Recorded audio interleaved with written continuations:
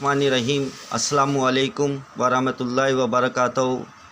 आप तमाम लोगों से कि मेरी बेटी दरख्वास्त कर रही है कि आप मेरे बाबा का साथ दें और जो है आप तमाम लोगों के लिए दुआ करेगी। बेटा रबिया, सबके लिए दुआ करोगे? आप कैसे करोगे? ऐसे कैसे करोगे दुआ आप? हाँ, और अल्लाह से मांगोगे? आप कैसे मांगोगे अल्लाह से? आप कैसे दुआ मांगोगे अल्लाह पाक से?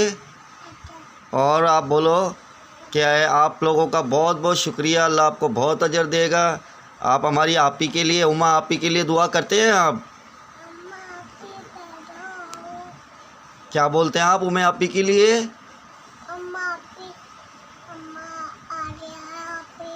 उम्मा आपी जल्दी आ जाओ।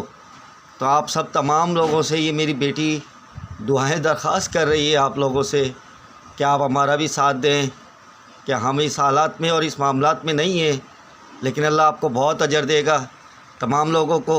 रबिया, सबके लिए दुआएं करेंगे आप? कैसे दुआ करेंगे आप?